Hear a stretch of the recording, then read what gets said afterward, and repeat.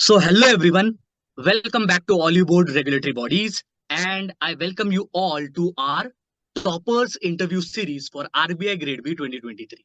And today I'm really very excited because we are having our next topper, Miss Aishwarya Singh. And her story, or maybe her journey, I would say that this is the story from AI automation, or maybe a journey of a techie from being in IT industry and then being a RBI Grade B officer. So let's meet Aishwarya ma'am and know her journey also, her insight. And I think this interview is going to be really very, very special because as I think Aishwarya ma'am has been in IT industry, in techie part, where everybody says that AI is the future.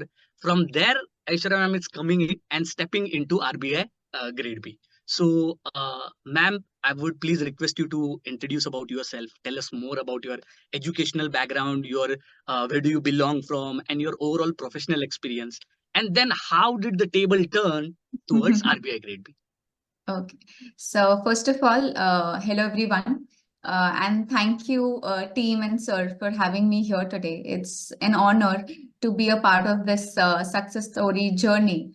And coming about, like talking about my background. So first of all, where I come from is Prayagraj, Uttar Pradesh. And I have done my schooling here itself.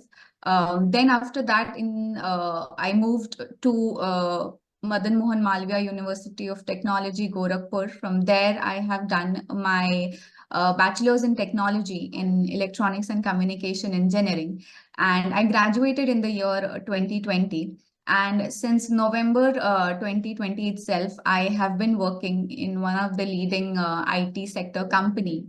And I have been a part of the AI and automation domain there since 3 years of my professional career.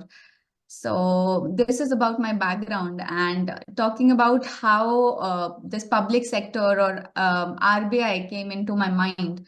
So first of all, when I was in my college, at that time itself, I was part of various different clubs and societies. I was office bearer in my school days. So from there, I realized that there is something special about myself, which makes me stand apart from the crowd. When it comes to taking responsibilities, I enjoy doing a lot of extracurricular activities. So I realized that, okay, if I have that potential and if I have that capability to, do my work diligently and with honesty, why not to use it for a greater or a larger purpose? And that is why the reason that public sector came in my mind in my college itself.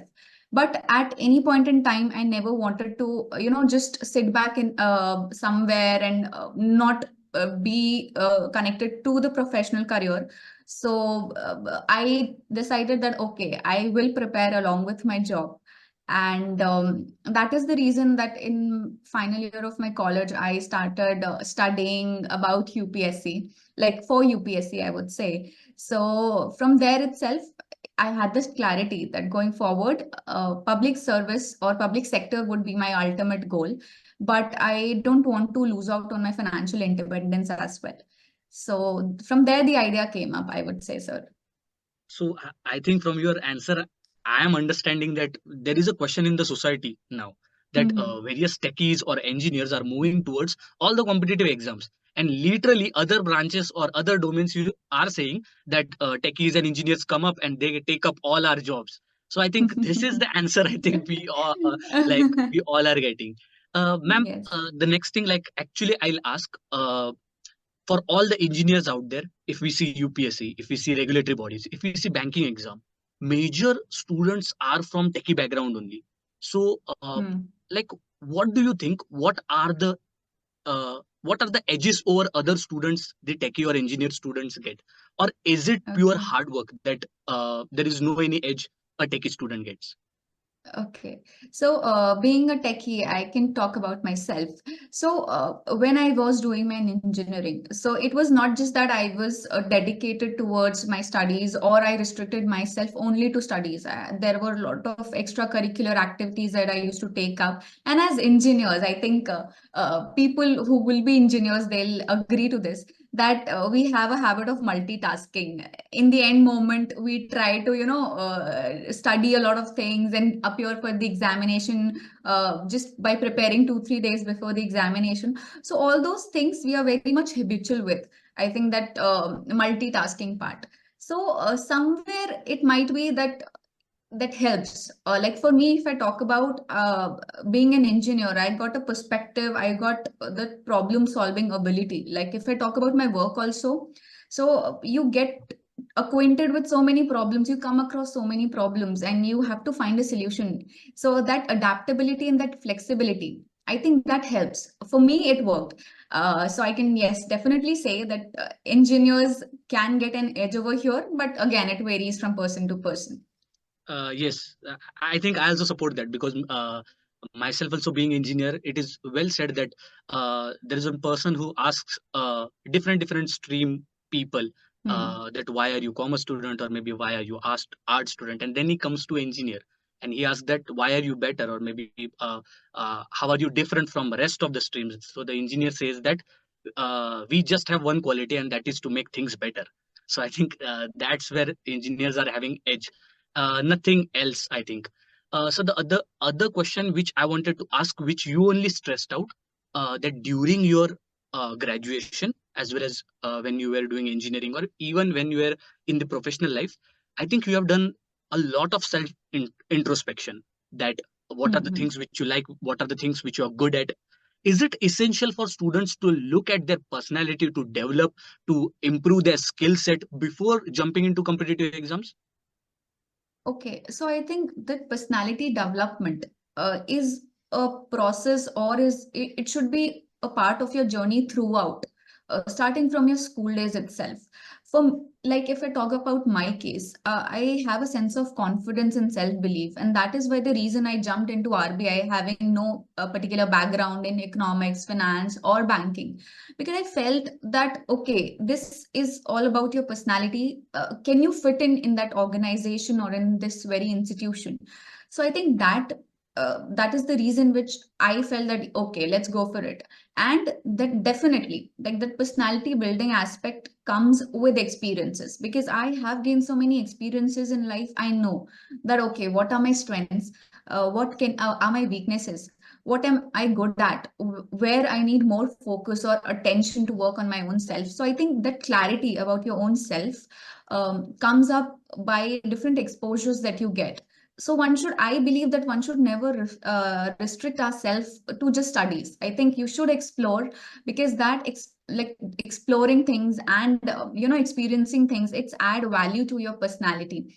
And somewhere I believe that that helped in my case, and because of that itself, like I was confident enough that whatever happens, like even though I'm entering the interview room, I knew that okay, I'll be able to make it through, because I have those abilities or capability, I would say. So yeah, I think that adds that are important, and one should always strive for it. You should try to explore and experience along with your studies. So that is very important, which says without, I mean, which goes without saying, I would say. So. Yeah, ma'am. I'll ask a further question only related to this only.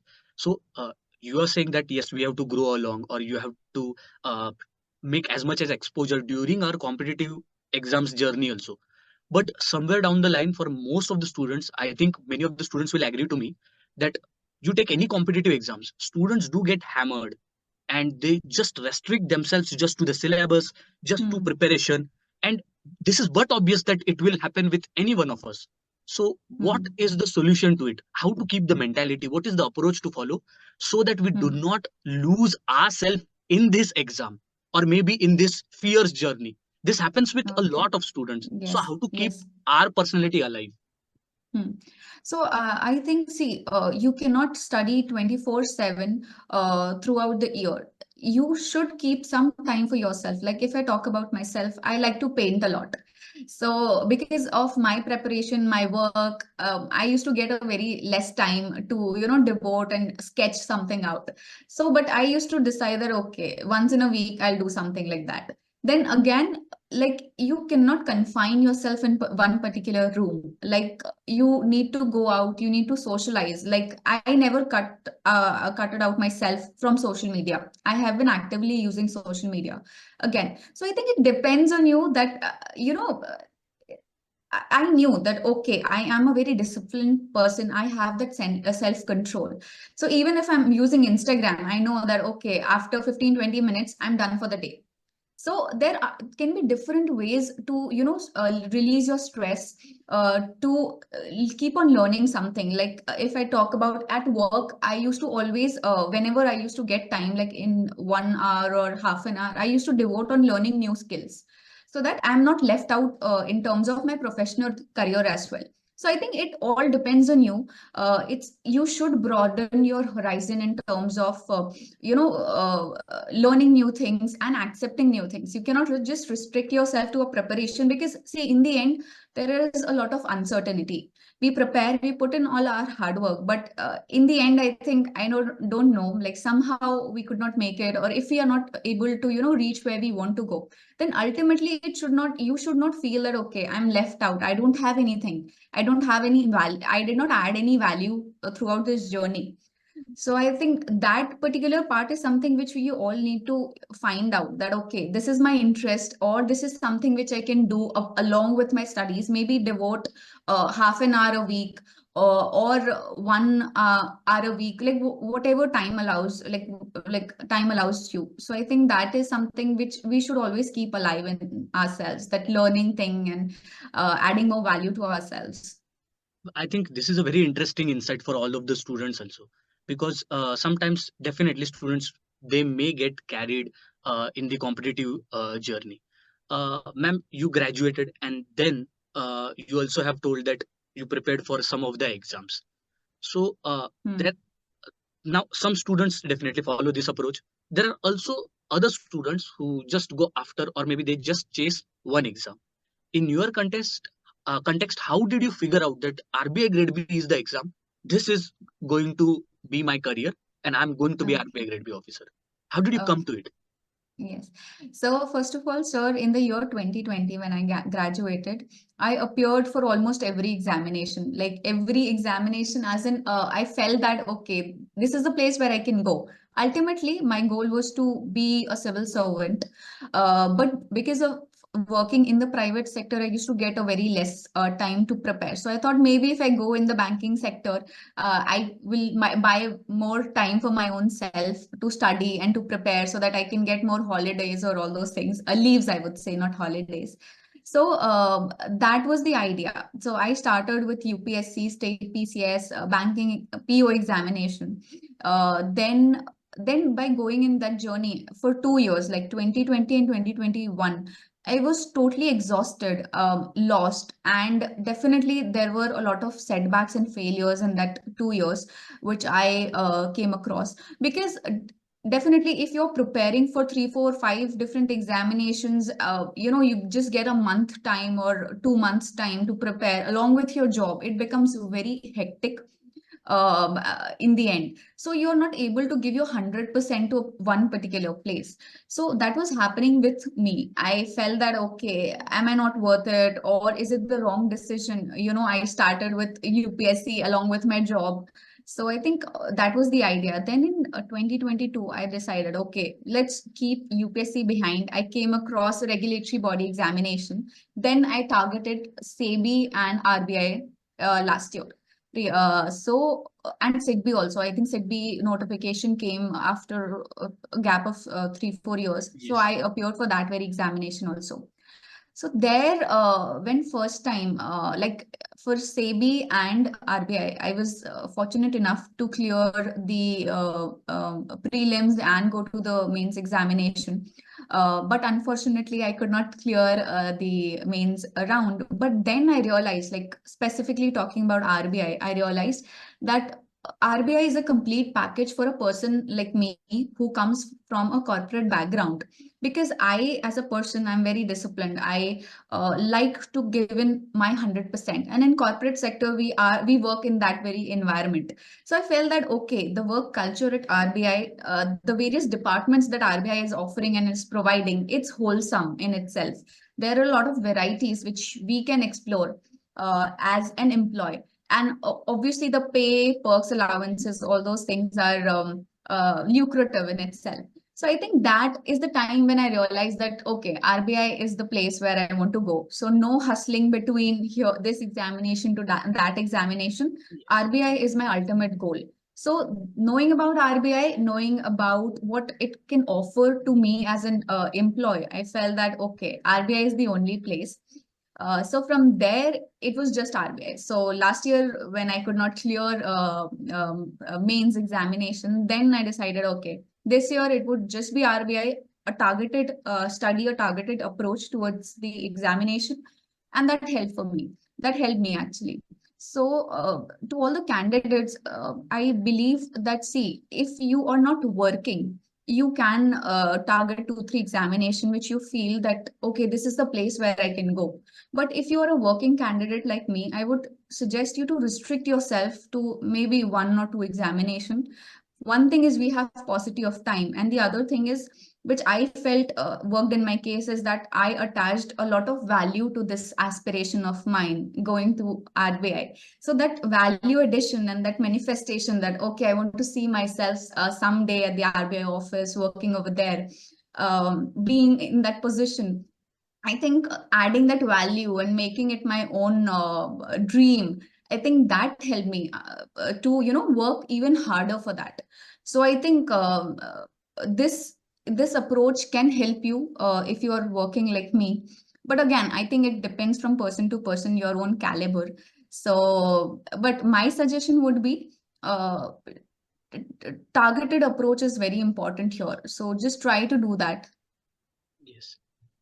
Ma'am, the next question which like I would like to ask, as you clearly mentioned that you didn't cut yourself off Instagram, you were on social media.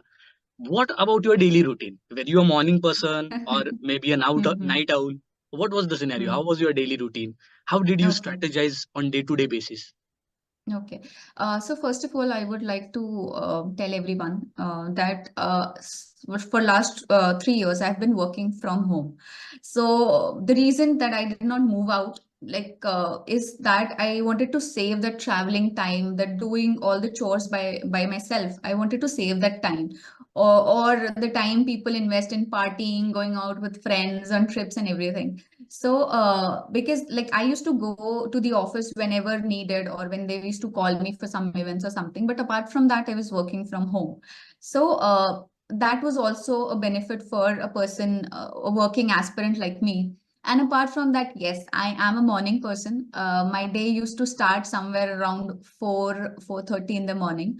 And since I am very organized, I like to study in the conventional way. I require time for that. Preparing notes, going like each topic in depth. So because of that, I needed time. So I had to cut down on my sleeping time. Like I used to sleep for around 4.5 hours daily. And then in the morning, I used to dedicate around 4 hours, 4 to 5 hours of time before my office hours to just study and revise things up. Then in the evening, after my office, again, 2 hours before my dinner, or something like 1.5 hours before dinner. And then before sleeping, again, around 2 hours of time. So I strategized, I made my own timetable, because it was very important for me to know that from where I can buy time, I can create time. But yes, social media has been a part. Like after dinner, I used to give some like 15, 20, half an hour. Like if the exams used to be closer, like then 15 minutes probably. And if not, then half an hour, at least I used to spend on Snapchat, Instagram. So I think that refreshes, it depends on person to person. For me, I think staying close to friends, in fact, watching reels used to act as a stress buster for me. So yes. So I think this thought of yours is pole opposing what students feel like. students usually cut them. Okay, I'm not going to watch any YouTube. I'm not going to watch any Instagram. But the point is that all these things we do so that we be disciplined. That's it. So Yes. at the end, our goal is to be disciplined. No matter what our choices are, maybe our hobbies are, or maybe what our recreational activities are. So I think maybe this like insight you are given, I think students may definitely like it and they may change this approach, which Okay, actually I just wanted to add one more point. Like I have been watching Netflix and Hotstar also, not for like since May. If I talk about May, June, and July was the time it was very stressful, very hectic. So there I avoided this. But before that, I think I used to watch some movies, good movies. So I think you should keep yourself in touch with anything which you like and which can release your stress level, or you can feel happy and for a yes, moment you can distract yourself from the stress and studies, because you have to be happy from inside, then only I think you can work motivated, optimistic. I think all these things are important. So for me, these were the activities that helped. yes. I think that only that you give dedicatedly time to recreational activities also. It may be watching movies or web series so that you feel rejuvenated at the same time. But at the same time, you also were disciplined enough that you knew that I'm going to sleep for 5 hours, 4.5 hours, Hmm. because uh, maybe for other student they may require a little less time, but I'll require it more. So I think everybody should do this micro planning for their preparation. Am I right, ma'am? Yes, I think for me or a person who's working, micromanagement is very important. Managing your day, avoiding any such time where you are wasting your time, identifying those areas, identifying the blind spots from your work where you can find time and study. So if I talk about myself, there were days when my office laptop used to be here, and next to it, my own notes were there. My laptop used to be there. So because if like there were some half an hour or 1 hour time window which I thought I could use for studying, so I think that is also I utilize. So again, it's you should be disciplined, you should have that self control, and if you are studying, it should only be your studies, that's it. Yes. So that helps. Ma'am, one of the important questions from candidates' point of view I'll be asking now. What were the study materials, resources, which were most Mhm. helpful for you during your preparation? Okay, so sir, if I talk about like last year, it was mostly self-study, Yeah. because I appeared for SEBI, so from there I prepared management, accounts, EPFO also I appeared in the year 2021. So accounts and everything like SEBI and like EPFO, these are the two examinations from where the knowledge of accounting and basics came up. So I first of all, I would like to say that throughout these 2 3 years, they have been mostly self-study only, and because of appearing in different examination, I got to learn a lot from somewhere or the other. So I think that created a foundation for RBI, because if I talk about last year, I just got around 40 to 45 days to prepare for RBI grade B examination. So that time it was mostly self-study. Whatever material I had, I went on the YouTube, I searched for that, and I prepared. This year, I think I took one of the courses and followed it diligently in terms of the PDFs. I did not have time to go through the video lectures, and mostly since my base was ready, I had my own notes prepared.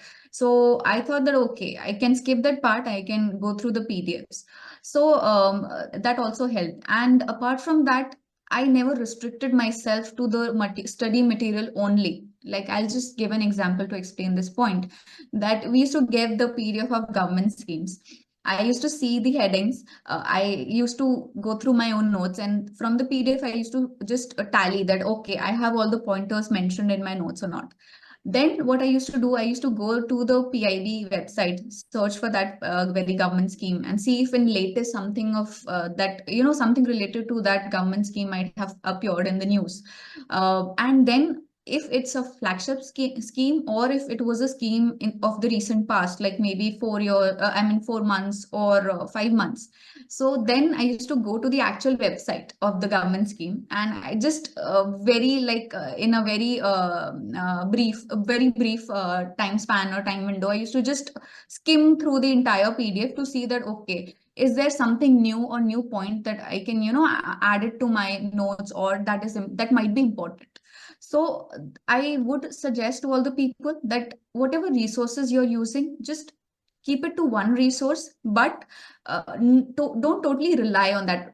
It's not that, okay, you don't get all the content over there, but when you go and you research on yourself, no, that is also a place where you retain, because I'm very bad at mugging things up. So for me, making notes was first level of retention. Then going through different websites or the actual material, study material or reports, it was a second level of retention for me, because I was going through the same information maybe twice or thrice. So I think that helped me. And yeah, like this is pretty much, I made my own notes because I don't like to read from PDFs. For current affairs, I again made my own notes daily. I used to do that activity daily. And apart from that, I used to, for current affairs only, I used to go through the compilations, monthly compilations, and highlight the points where I felt that, okay, I cannot write all the things related to current affairs in my notes. So something is like these are some unimportant things, or I would say less important, which I can, just highlight in the PDFs. So yes. Ma'am, one question I'll add on, because you stressed it already in your answer.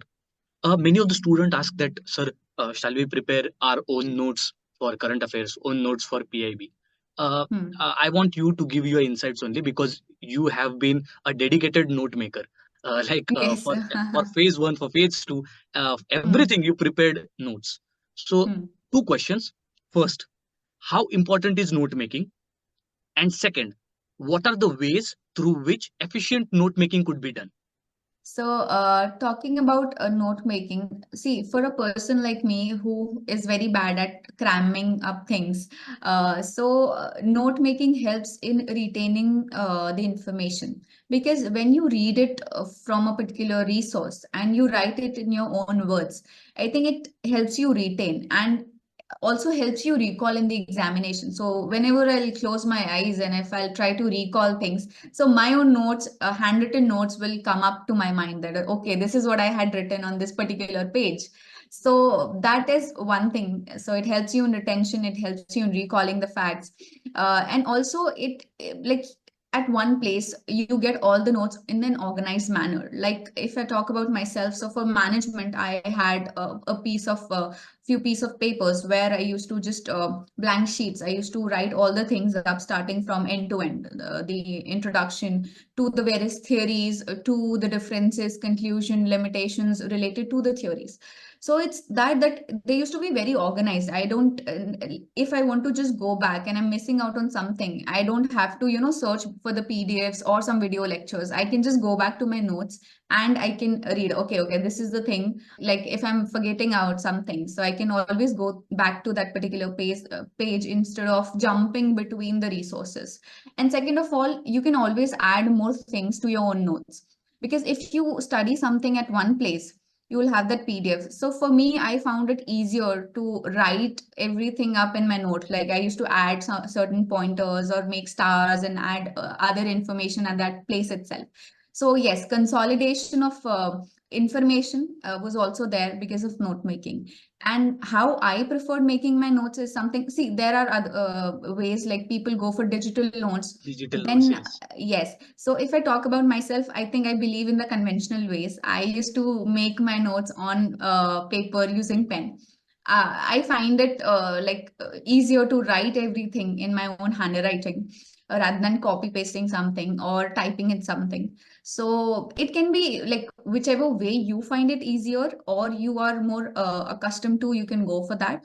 But I was comfortable with making my own notes. So I followed that approach, starting from prelims to mains to interview also. So interview also, I made my own notes, the question and answers.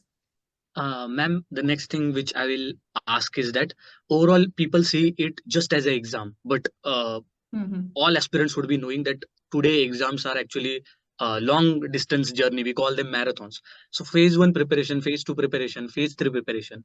How did you manage all these phases? And we also know that you were already a working professional. So how was your management related to time also? related to Hmm. planning? Like, what were the things which you followed? Okay, so before starting or giving the actual answer, I just want to add one point here that I attached my emotion, I attached value to this very aspiration. It was not an option for me. This was my ultimate destination where I wanted to go. And because of that, I think everything, like whatever I did, was with full heart, with full honesty, and whatever I studied was in a holistic manner because I thought that okay, I want to go here in this very year.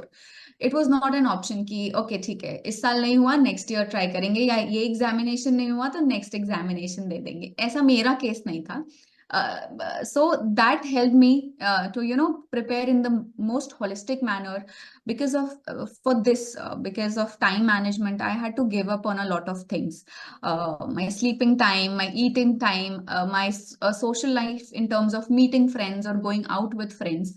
So I think all those giving up of things that also happened, and I was happy to do that because I never felt that okay I'm missing out on something because I was ultimately doing a better thing which will make my life for the rest of my working career.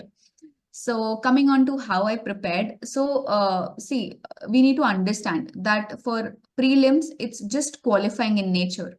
So you don't have to dedicate all your time and energy to prelims itself. First of all, your approach should be mains oriented.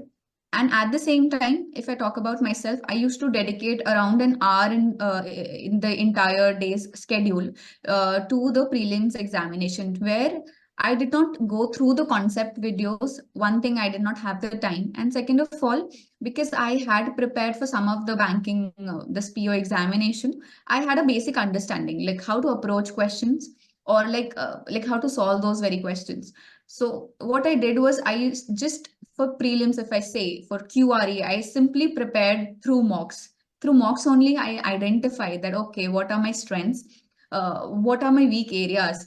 Or what are the areas which I find it difficult to solve in that very time window, or what are the areas or if I talk about reasoning, then reverse syllogism, inequality, critical reasoning, I found that okay, if I pick up these questions in the examination, I'll be able to sail through the examination, I'll clear the cutoff. So my approach was smart here. I did not end to end study everything. I cherry picked the questions which I felt that, okay, these are scoring or I am able to solve these questions. And that is how I managed. Like if I talk about this year, I was just able to do 6 questions in quant.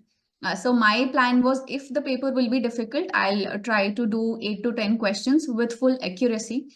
And if it will be easier, then obviously the cutoff will go higher, like just in case if it goes. So in that case, you have to pick more questions up. So paper was difficult. I was my examination was held in the first half of the prelims day. So I could do only 6 questions. I was very nervous and anxious that will I be able to even, just in case if I do one question wrong. So I'll be very much close to the sectional cutoff. So will I be able to make it or not? I was very anxious, but thankfully I did it with full accuracy, and that is the reason I got full marks, like 6 out of 6, whatever questions I did. So in short, I would say just be smart enough. See, if you don't have time like I did, practice using the mocks itself. Analyze the mocks, where you are good at, what mistakes you're making, and from where you can score more marks. That was my approach for prelims. And for mains, if I talk about, yes, my preparation was mains oriented. This year, from February 1, I started my preparation. So I had my static portion prepared last year itself. I had all the notes with me. So what I had to do was just to revise the things up, add more pointers if I can get from the resources that I was following through. And apart from that, current affairs, I would say, has been a part of my journey throughout. Like since I was preparing, I had been making notes for current affairs. So that I was practicing daily. Like daily, I used to go to the current affairs, like Affairs Cloud website, And from there, I used to make my own notes. Again, for PIB, for RBI website news and everything, I followed YouTube videos, which we can get free of cost from various different channels. I think current affairs also I practiced. Like if I had time, I went through those videos and I made my notes. So that I was doing throughout the around the year, I would say. And newspaper is something that, yes, I did not leave for a single day, even if I was not preparing for the examination. I went, like, I used to read the editorials. And from November onwards, what I did like November 2020, what I did was I started downloading the editorials which I found could be useful as a fodder material for my mains answer writing. Like economy, something related to economy, something related to the social issues, something related to my own stream, like artificial intelligence, because I knew that, okay, this is a burning issue or this is a buzzword right now. So there may be essays on that, or I can be asked questions in my interview also. So I made a folder where it was like very organized, if I say it. So artificial intelligence, EU norms, artificial intelligence, USA law. So in that way, like all artificial editorials related to artificial intelligence used to come up like sequentially. So I don't have to, jump between different folders or see, okay, kahan pe hai artificial intelligence. Yeah. So I think, again, that management or that strategy thing was very clear in my head from day one when I started my preparation.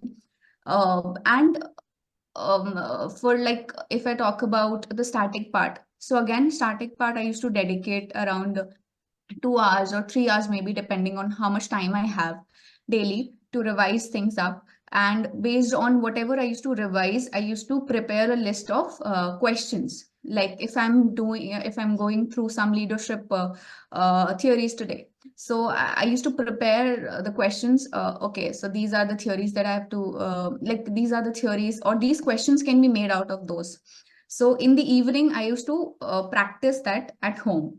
So for practicing, I think we all will agree that descriptive is the most important part for mains examination, because that is the place that can help you stand out of the crowd. So articulation skills, presenting the answers in a very, engaging manner, that is very important. So I think for that, practice is something which I try to do every day whenever I used to find time. Okay. Ma'am, as you said related to phase one, phase two, also you were saying about various aspects you told us about. But during this overall preparation, were there any such days where you felt that, oh, okay, I'm not able to do it? Or maybe did you had your own lows? And if yes, then how did you manage them? What would you address to the students?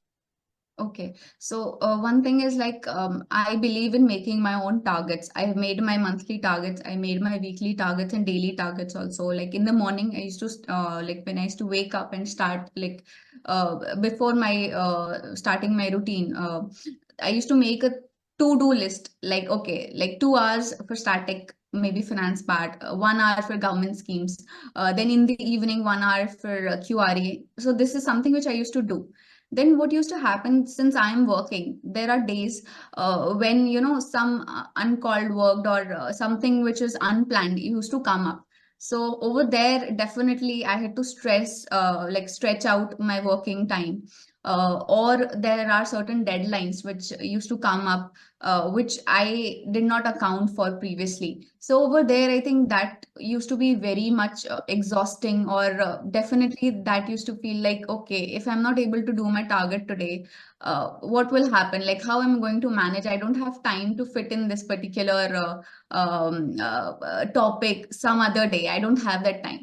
So I think that is the thing which was the most challenging part for me to manage time, because with work and when you are in the IT sector and in the service sector, you have client calls and everything, which used to take up in the place in the late evening.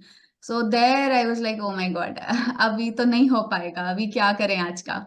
So that was constant. But in the end, I always felt that there has to be some other way. You need to be flexible. You need to adapt. I think adaptability is something that helped me. okay, if I'm not able to do things, ultimately I have to do it. There's no if and but, there is no second option.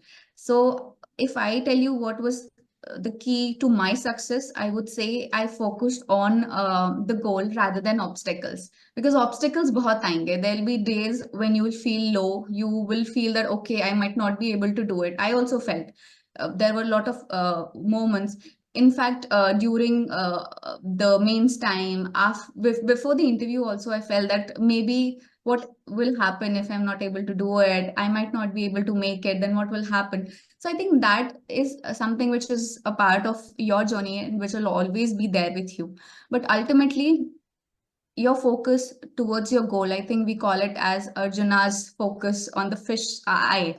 So that is something which should always be there, because अगर वो motivation होगा, वो एक proper focus होगा, then wherever you will fall, the next moment you will stand up again. So for me, this is how things went. I used to, think a little, I stress out a little. Then the next moment, I used to think that, okay, I have to do it. There's no there's no more time to waste. So let's just stand up and again start things. Ma'am, the next question which I'm going to ask you is related to mock tests, because most of the student during their preparation, they don't know the importance of how mock tests are very essential to clear a difficult exam like RBI. So what would be your words on the same? Okay. Personal experience, I think for me, phase one, if I first talk about, mock test was an indispensable part of this journey, because that is the place from where I identify that, okay, these are the questions which I can do. This is the way that I can approach the question when it came to critical reasoning. So I think mock tests are very important because, again, it's all about speed. If I talk about my personal experience, I think this year, the GA paper, that was very lengthy. There were statement-based questions. So if you don't have the proper speed, I think you will not be able to make it in time, view all the questions and solve all the questions. So mock test for phase one are very essential, because you get to know about speed, you get to know about like, okay, what all questions, what I think judgment, I would say, because how to judge, okay, like judge a right question or a wrong question. Like if I talk about myself, maybe I could pick up a wrong question, which might be lengthy. Later on, I find out, okay, I'm not able to solve it. So I think that judgment skill to, pick the right question, which you can make it in time, that is also very important, which again comes up through giving mock test. So that is one part. And phase two, I think I cannot emphasize much on the descriptive part, because for phase two, if I talk about from mock test, you get inputs from the teachers who analyze your answers as to where you can improve. Are you following the body, introduction, body and conclusion structure or not? So all these things. And also, like, at times what I did was, initially when I used to practice, so I used to give more time on the introduction part, making it flowery and adding more information to it, just to, I thought, okay, this is the nice way to do, I can get more marks. But when you give the mock test, you get the analysis, or you get the feedback from your teachers. You get to know that, okay, this is not the right approach. You have limited time. You have limited word limit you have. So all of these things is something which we get to know from mock test. Again, for the objective part, I think for phase two, again, time management is very important, because paper are lengthy, and you need to manage your time, and you need to adapt throughout the paper. You cannot you cannot just go to I would say, to a restricted mindset that, okay, I'll do around, if I get 30 questions, I'll somehow do 25 questions or 20 questions if the paper will be difficult. You don't know. Like this year, if I talk about, we went like FM paper, the objective part was very easy. So I did like 29 questions out of 30 questions. So again, in mock test also, some days you will find easier questions, and then you need to think and analyze, okay, this paper seems to be easier, let's approach or target more questions. So I think all of that judgmental power, judgment, like weighing that, okay, these questions are doable, these questions are not doable, these are less time consuming, more time consuming, all of these things, I think you get a clarity with the mock test you give. So mock test is something, as a person we try to avoid. Okay, mock test बाद में दे देंगे, अभी पढ़ लेते हैं. Yeah. So that is the approach we all have. Like we try to avoid that part, but that is essential. Even if you don't know all the things, or if you haven't studied or covered all the things, try to give the mock test. You'll, in the end, you'll learn something from that. So I think you should always try to find out or figure out. Analyzing is again very important. Once you give the mock test, where you went wrong, what could you have done to, improve your marks. So all these things, I think we should try, and we cannot emphasize more on this. So yes, mock test, very important.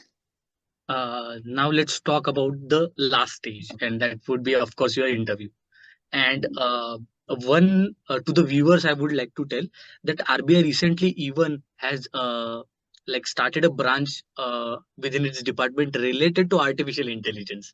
So as Aishwarya ma'am is also in AI domain, so was interview related to those topics, and if not, then what was your overall experience in interview? Okay, so first of all, I'd like to tell everyone that my interview was conducted on 5th of December. So when the interview dates came out, I thought, okay, I have ample of time. I'll cover this aspect. I'll cover these reports. I'll prepare in this particular way. But ultimately, I think laxity came into my entire schedule, and I became lazier. I started focusing more on, relaxing and doing my office work and all those things. But then I think before there were around 15 days left, when I thought that, okay, no, this is high time, I need to focus. And that first thing which I did was whatever transcripts were sent by the candidates who had given their interviews this year before me. So I consolidated all those transcripts in a particular Word document. And from there, I made a list of technical questions and HR questions. And also from my biodata form, I prepared a list of questions. So I had 3 sets of questions: the common HR questions, my biodata questions, and the technical questions. Then what I did was that I started preparing those technical things. So for that, one thing I would say that helped me a lot was this year it was analyzed, or we found out that more questions were asked around working of the RBI, from like the various departments. If I talk about currency management, forex, MPC, monetary policy. So a lot of questions revolved around these very themes. So what I did was I picked up RBI and its functioning. There's a PDF which is available on the website. So from there, topic wise, I made my own set of question and answers. Like if I talk about currency management, what is currency? What is money? So all these basic questions, because they were being asked in the interview. So technical part I did like this. HR, I think it comes out of your own understanding and how you want to present your thoughts. So yes, some of the HR questions, like why I switched from electronics and communication to the IT sector domain, why I do want to switch from IT to RBI. I think I thought that, okay, these are the questions which will definitely be asked in the final interview. And then biodata, I think related to hobbies, extracurricular, whatever you write, I think those are again very important. The place you come from. So these are the 3 sets that I prepared before the interview. And when I went to the interview, I think I was confident that, okay, like I'll be able to manage because I feel that I have that communication skills, or skills to present my ideas in a best possible way. So I think that from there, I had this confidence that, okay, I'll be able to manage. But when I went into the interview hall, there was a sense of nervousness. There were some thoughts, negative thoughts also that came up. I was like, before me, 4 people had gone. 2 of them were people who were working in the RBI. and two people were from the banking background. So I thought I had a lot of pressure. These people were from the banking domain, from the RBI itself. Now I am totally from a different background. So I had that level of stress, and I think somewhere it overpowered. Like for the first few seconds when I greeted them. Then I think Chairman Sir was very cordial. He understood that I'm nervous. He said that, how are you? Are you fine? Then I was like, okay, now I can breathe. Now I'm comfortable. This is the feeling that I had. Then I think as I was expecting that either they'll ask question related to AI and automation, the place I was working and what work I do, or it will be around why do you want to join RBI? Yeah. And they asked the latter part, like why do you want to join RBI? This is how my interview started. And through most of the time, I would say they grilled me around this only. They were constantly trying to pull me down as to if you are interested in economics, if you are interested in policy making, why didn't you choose something of that sort in your graduation? Why you went for engineering? So I think all these questions were being asked. They were trying to stress me out. And like inside, if I talk about within, I was very nervous. I thought, okay, it's not going in the direction I wanted to go. It's not happening up to the mark. Maybe I'll make it or not. But in front of them, I was simply smiling. I was calm. Whatever answers, like questions they were asking, I was with full conviction, I gave those answers. And I think that helped for me. So mostly my interview revolved around unconventional questions. There were nothing related to the RBI they asked. Only one thing, the female panelist, she asked that, did you go through the RBI website? And she picked up one of the latest news and asked questions around that. But apart from that, I had written about me taking part in Just a Minute and debate and everything. So sir asked that, okay, I'm giving you a minute and you have to speak about banking arbitrage. So I'm like, sir, I don't know this. I'm really sorry. Then he said, okay, then you speak 1 minute on banking, like banks and non-banks. This they asked. So 1 minute, for 1 minute, I spoke whatever I could. But there's a sense of nervousness, we might smile, we might feel, okay, everything is fine, I'm confident. But still, somewhere down the line, this is a big opportunity for all of us. So I used a bit of times, and then single sir, he said, you know that the just a minute rule, your marks will be deducted on this. And I was like, okay, sir, yes. I simply smiled. So throughout, I would say my interview, it was mostly around why RBI, why didn't you take, economics, finance, banking? Because the same question came to my mind when we Okay. look at career choices today. So if I say to any young student who has been graduated today, and if I tell him, okay, here's a career opportunity in AI, so he'll say that, okay, yes, this is the technology edge which I want to go in. From there, you are stepping into a like public sector or maybe a bank. So I expected that definitely this question has to be Yes. asked to you. So was there any specific answer which you gave them, a justification to which they agreed, or Okay. they kept on asking further questions? Okay, so I think, yeah, I can remember 2, 3 things. One is like, first of all, I told them that since my college days itself, I had this clarity that going forward, I want to be a part of public policy making. Because I believe, again, like because of my personality, because of my caliber and capability, I felt that I can do more justice, I can add more value and draw a sense of satisfaction. The answers that we usually prepare, I said the same things. Then a follow-up question came up, was it out of your own belief, or there was any, role model that you followed and you think? So I think, again, I said that it is mostly my own experience. Then I told about how I was in different clubs and societies in my college, and all those things came into picture. Then one of the panelists, he asked that if you are so much drawn towards economics, because till class, like in my 11th and class 12th, I took economics as my 5th subject, apart from PCM. So I said that I had the interest, but somehow I lost touch. So he said that, why didn't you take up in, for your graduation? Then chairman sir pitched in, and I was giving a very formal answer, and chairman sir pitched in and said, ये क्यों नहीं बोलती कि mummy papa ने बोला कि engineering कर लो, ज़्यादा फायदा होगा.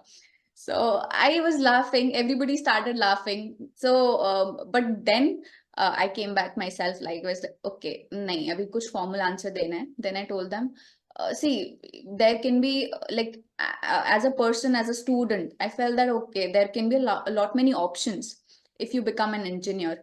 And then I gave one statement that engineers are everywhere.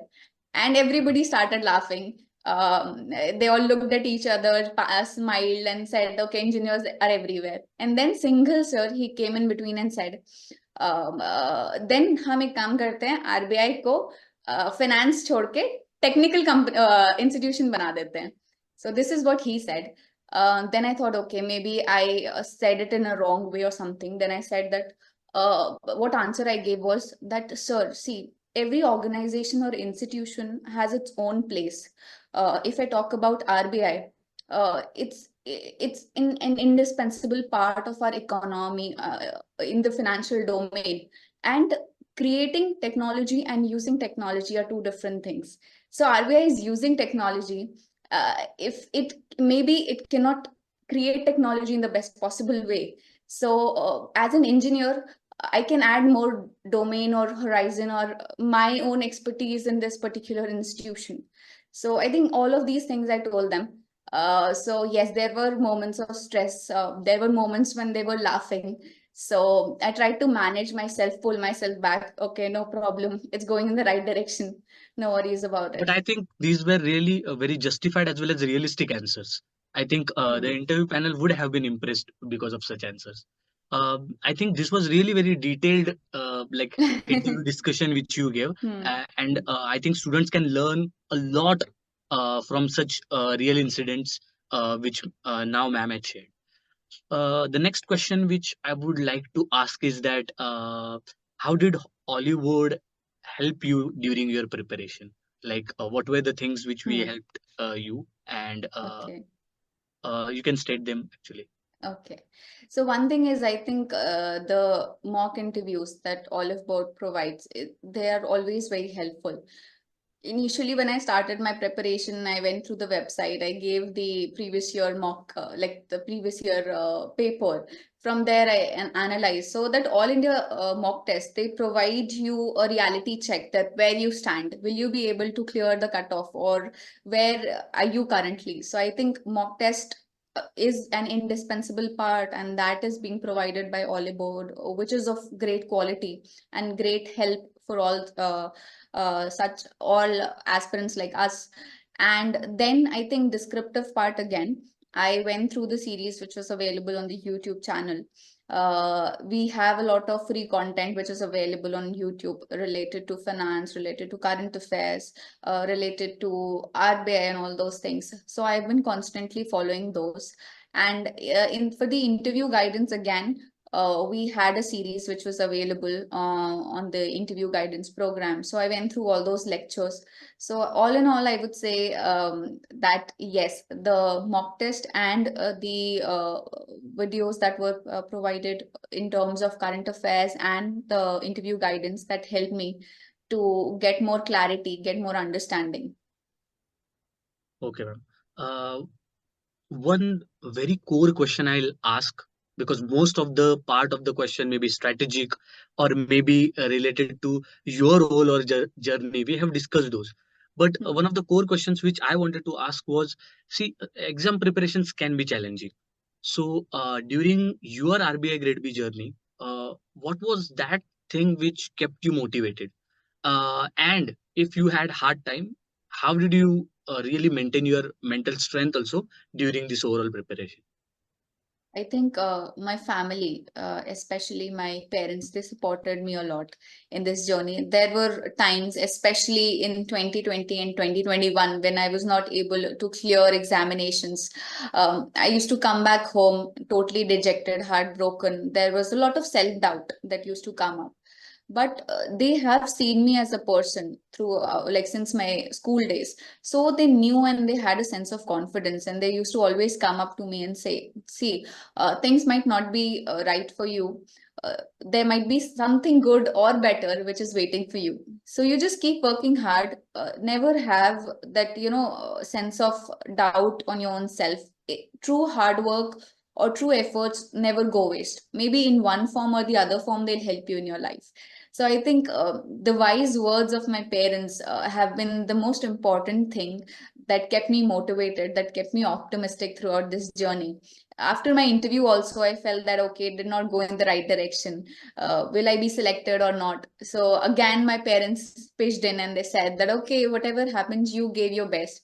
You have the right personality. You answered the question in the right possible way, like best possible way you could do. So let's wait for the best. So I think my parents have been my pillar of strength throughout this journey. And yes, I had my days of failure, setbacks. I used to come back home whenever the results used to come up, and seeing myself as not getting selected, then I used to, just sit back and think that, okay, retrospect, what went wrong? Am I doing the right thing or not? But the next moment, the next morning, I also felt that, okay, it's a new day. I have the capability, I can do it. So I think a sense of self-belief throughout this journey uh, kept me motivated and kept me going forward even after falling a lot of times. So I think my parents and my own self believe that I can do it. I am the right person for this role. These two things I think that helped me a lot. The other thing which, ma'am, I wanted to ask is, uh, you would be still remembering your first day of preparation, or maybe first day when you like very determined that, okay, RBI Grade B is the exam. One day, maybe not today, but one day I'm going to clear it. But what was your reaction when you saw your roll number on the final list? What was Okay, your reaction? okay. And like, where were you? And can you just give us the glimpse of what happened at that time? Okay. So first of all, like my interview was on 5th, and the last interview was on 8th. So I was not expecting the results to come so early. I was working on my laptop. I was totally exhausted. Around I think 7 or 7:30 in the Yeah. evening, I checked my phone and I saw that WhatsApp was filled with messages that, okay, results have come out. I have cleared. I have not cleared. In the group, interview group that we had, all these things were going on. Then, first of all, I think for a moment I was just stunned, and I was like, "Oh my God, results have come out. What will happen with me?" And when I opened the PDF and I searched for my roll number, like first two digits I added, and I could not find my roll number. And I was like, in that 1 second, it was microsecond, I would say, my entire journey, it just came as a flashback, I would say. I felt that, okay, what I'm going to do next. I put in so much of hard work. Then I thought, okay, just it's one page PDF. Let's simply go through the list, because that search option I felt was not working. So when I scrolled down in the PDF, my roll number was somewhere in the last, because of the region and all those things. And then I saw my roll number. I checked it twice, thrice with my admit card, that is this my roll number only or not. So I think that was the first thing I said, that, okay, before becoming happy, or before having that sigh of relief that I cleared it finally, I just want to make that sure that, okay, this is my roll number. So I think for that moment, I think when I saw my roll number, I was literally crying. I felt that, okay, all these journey, all the struggles, whatever I had given up so far just to be here, I think everything is just worth it now. So I think that is how it went. I was emotional. I felt that, okay, अभी तो life में सब कुछ कर लिया है. That one moment I felt, okay, अभी हो गया life में सब कुछ. So I think, yeah, I think that is special, and it cannot be explained in Yeah. words, how you feel at that moment. Ma'am, coming to the end part of the interview, definitely it was a very special interview because there were not some, but many golden words which I think students will definitely get if they like definitely if they watch the interview. Ma'am, final advice which you would like to give to aspirants who are preparing for RBI Grade B exam, maybe especially for those students who are giving their first time attempt? Okay, so I think to all the first freshers who are appearing for this examination, first of all, I think you need to focus on two things. One is analyzing the requirement of this examination, analyzing what sort of questions comes up, analyzing the syllabus, because see, there is a plethora of information which is available out there. But you need to understand that what this exam requires. So that is first thing which you do. You can do it through past year's question papers that help you a lot in getting a clarity. Then second thing is knowing about your own strength and weakness. I have always emphasized about it and I have personally followed it. Related to each phases, I have identified that what are my strong areas, what are my weak areas. So I think that again comes up, which you give test, mock test, or even if you go through past year's question papers. So I think before starting the preparation, these are the two things that you need to understand or analyze: your own strengths and weaknesses, like where you stand. That is one thing. And second of all, what is the syllabus or the requirement of this examination? Okay. One more thing I'll add on and ask, now that like you have become a RBI Grade B officer, so what is your vision, or maybe what do you see, where do you see your career going in RBI only? So are there any specific areas or departments you are interested to work on? And is there any futuristic milestone which you have set up, that when you were preparing, did you think that when I'll become RBI Grade B officer, the first thing I'm going to do is I'm going to do this thing? Have you ever Okay. thought about this? Mm-hmm. Okay, so department, first of all, I told it in the interview day also, like to the panelists, that I don't want to restrict myself to a particular department. The reason for choosing RBI was that it has a lot of departments. For your entire life, you will not be stuck in a particular department. You always have the option to switch between departments. So I think that is the best part, because what happens is after 10 years or 20 years, monotony comes into picture. You feel like, okay, same kaam kar rahe hain abhi. It's like, no, there's no, I think, excitement or thrill in learning something new.